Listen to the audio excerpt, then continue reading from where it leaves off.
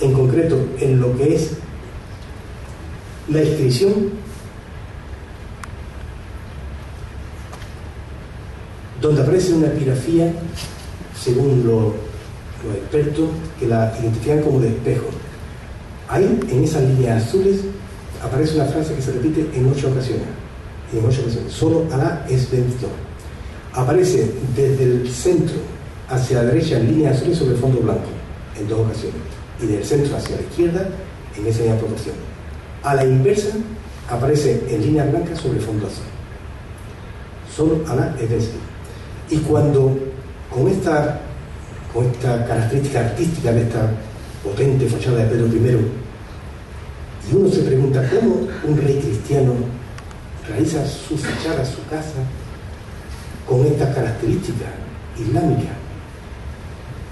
Hay que entender varias situaciones. Hablo en el terreno de la hipótesis. Una de ellas es que esta fachada es la primera vez que un monarca castellano usa la arquitectura como símbolo del poder. Y al mismo tiempo, porque se sabe que Pedro I tuvo muchos enemigos, en concreto los señores feudales. Y él tenía que demostrarle a sus adversarios que era un hombre culto. Y la lengua en aquel siglo XIV, la lengua del conocimiento, la lengua de la filosofía, la lengua sabiduría, era árabe. Entonces, él llena su casa con inscripciones árabes. La mayor parte en epigrafía en nají, con frases, algunas publicadas y otras que es un trabajo que hizo el profesor Pedro Cano de la Universidad de Sevilla y que tenía que ya estar publicado, pues nos testimonian unos textos realmente extraordinarios. Cuando, por ejemplo, en la Salón del Trono, Salón de Embajadores, la epigrafía va repitiendo Gloria a la protege nuestra sultán Don Pedro. Cuando en el mismo vestíbulo hay una epigrafía que va repitiendo en la parte superior, entra con cordura y habla con sabiduría. Textos que creo son de absoluta actualidad a la puerta de cualquier despacho de cualquier autoridad. Entra con cordura y habla con sabiduría. No me hagas perder tiempo. Eso está en la casa desde el siglo XIV. Pero este patrimonio de la humanidad hay que darle el valor de la contemporaneidad, el valor funcional.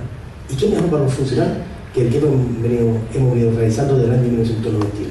Firma con convenio con la Universidad de Sevilla, que después se han ampliado con otras universidades, de tal manera que estudiantes de arquitectura técnica, de historia, de biología, pues han ido realizando un trabajo extraordinario y facilitando una información excelente que nos ha permitido desde restaurar alfarje, artesanado, restaurar fuente, estanque o hasta conocer las características de los peces que están en el estanque de Mercurio. Estos son alumnos del departamento de ecología. Son todas carpas de distintas clases, ¿no? Y eso también nos permitió que un espacio conocido como Pabellón de la China, que fue construido cuando el rey Felipe V estuvo viviendo varios años en Sevilla para alojar su vajilla, que después en la época de Romano Muro se transforma como una sala de tertulia. Ahí es donde se nos indica a través de los archivos, donde Federico García Lorca leyó por primera vez su obra La muerte de Ignacio Sánchez Millán, como quiero me mueve en esta sala, y que nosotros lo hemos transformado en este aula didáctica.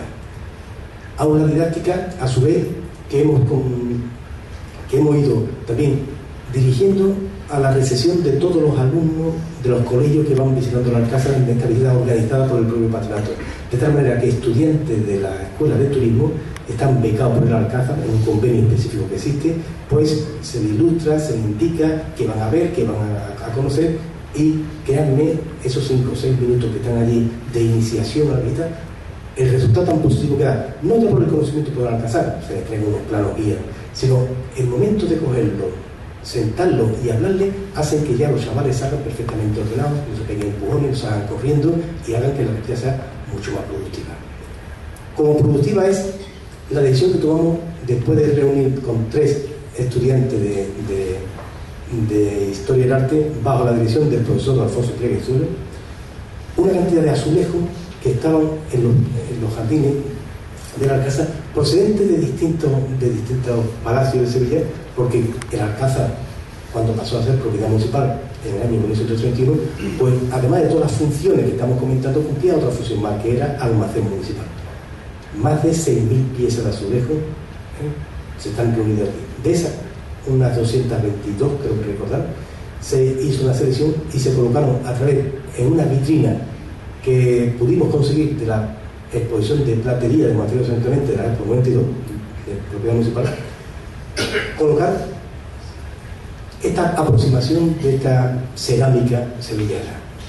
Y le traigo aquí esto porque quiero de alguna forma transmitirle mi experiencia en el sentido de que el patrimonio, para ser conservado, para ser valorado, hay que darlo a conocer. Les cuento que fuimos reuniendo, seleccionando con esta participación del profesor Pleguesuelo y estos alumnos, y componiendo con pocos medios económicos en aquella época, año 1994, pues cuando nos faltaban piezas, haciendo una simple fotocopia, componíamos los elementos que faltaban, para dar la imagen de que eran piezas que correspondían a un dibujo mayor. Bueno, pues una obra de Corbato de 1895, que corresponde a la adoración de los reyes en la Natividad, la encontramos en su totalidad, pero faltaba una pieza. Faltaba la pieza que era la cara de la Virgen.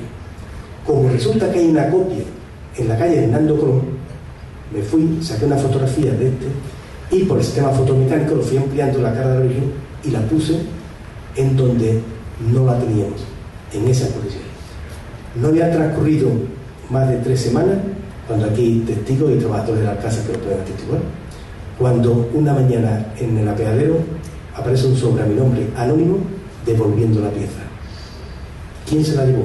Un trabajador, un vecino, alguien, pero alguien que tuvo el cargo de conciencia cuando vio ese mosaico expuesto, tuvo el cargo de conciencia de devolver lo que él se había llevado, porque él lo vio tirado, como ve tantas piezas sobre él.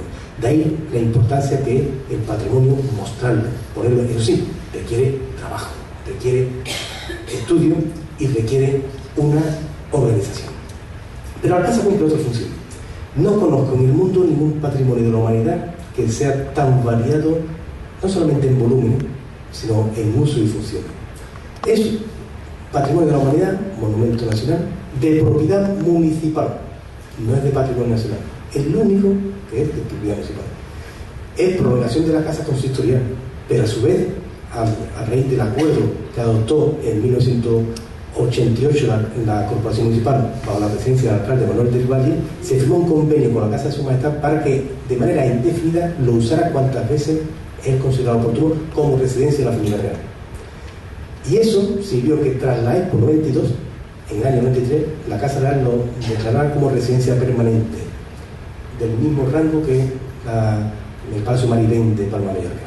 Eso quiere decir que hay más limpiadoras, hay más guardias civiles y poco más.